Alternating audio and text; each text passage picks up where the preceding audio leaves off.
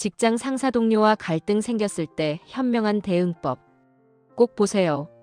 지금 이 대응 하나가 당신의 직장 생활을 바꿉니다. 인간관계 필수 도서 아래의 링크를 꼭 확인해 보세요. 직장 인간관계는 실력만큼이나 중요합니다.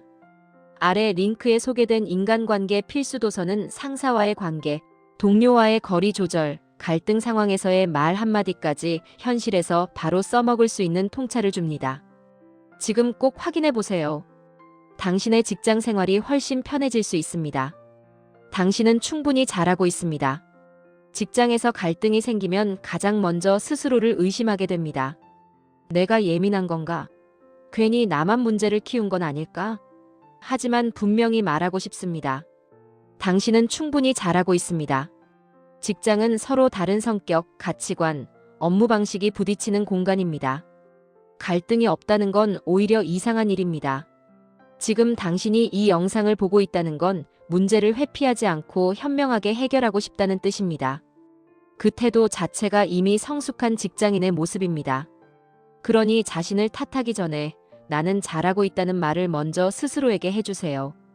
하지만 꼭 필요한 것이 있습니다. 이것을 명심하세요. 아무리 성실하고 착해도 직장에서 꼭 필요한 것이 하나 있습니다. 바로 감정이 아니라 대응을 선택하는 힘입니다. 직장 갈등은 누가 옳고 그르냐의 문제가 아닙니다. 어떻게 반응하느냐에 따라 당신의 평판, 업무 환경, 심지어 커리어까지 달라집니다. 이 한 가지를 꼭 명심하세요. 감정적으로 반응하는 순간 손해는 대부분 당신 몫이 됩니다. 직장 상사 동료와 갈등 생겼을 때 현명한 대응 방법에 대해서 차근히 알려드리도록 하겠습니다. 직장에서의 갈등은 피할 수 없는 현실입니다. 상사의 말 한마디, 동료의 태도, 업무 분담 문제, 인정받지 못한다고 느껴지는 순간까지. 하지만 갈등 그 자체보다 더 중요한 것은 그 갈등을 어떻게 다루느냐입니다. 지금부터 하나씩 현실적인 대응법을 알려드리겠습니다. 1. 즉각 반응하지 말고 한 박자 쉬기. 상사에게 날카로운 말을 들었을 때, 동료가 당신의 노력을 무시하는 듯한 행동을 했을 때 본능적으로 반박하고 싶어집니다. 하지만 그 순간 바로 반응하면 대부분 상황은 더 악화됩니다. 직장은 감정을 쏟아내는 장소가 아니라 평가와 기록이 남는 공간이기 때문입니다. 속으로 이렇게 말하세요. 지금은 대응하지 말자. 정리하고 나중에 하자. 이 한 박자의 여유가 당신을 훨씬 유리한 위치로 옮겨줍니다. 2. 사람이 아니라 상황에 집중하기. 갈등이 생기면 우리는 쉽게 이렇게 생각합니다. 저 사람은 원래 저래. 나를 싫어하는 게 분명해. 하지만 이런 생각은 감정을 키울 뿐 해결책을 주지 않습니다. 대신 이렇게 바꿔보세요. 지금 문제가 된 상황은 무엇인가? 사람을 문제 삼는 순간 감정 싸움이 되고 상황을 바라보는 순간 해결의 길이 보입니다. 직장에서는 사람 공격보다 상황 정리가 훨씬 강력합니다. 3. 상사와 갈등이 생겼을 때의 기본 원칙. 상사와의 갈등에서 가장 중요한 원칙은 단 하나입니다. 이기려고 하지 말고 안전하게 지나가기.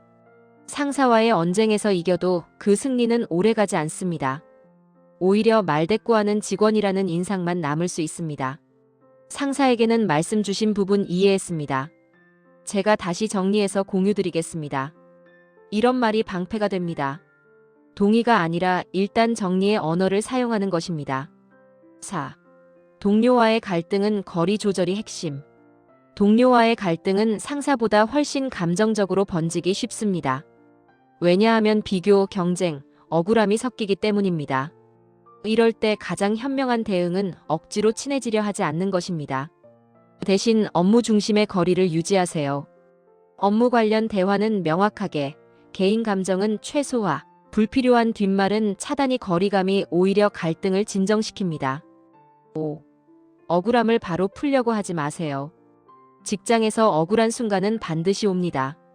성과를 가로채이거나 오해를 받거나 노력에 비해 평가가 낮을 때도 있습니다. 하지만 억울함을 바로 풀려고 하면 대부분 감정에 앞서 실수가 나옵니다. 억울함은 기록과 타이밍으로 풀어야 합니다. 메일, 메신저, 업무 정리 문서. 이것들이 나중에 당신을 보호해 줍니다. 6. 말로 싸우지 말고 태도로 보여주기. 직장에서 말싸움은 거의 이득이 없습니다. 대신 태도로 보여주세요. 요청받은 일은 정확히 처리하기, 불필요한 감정.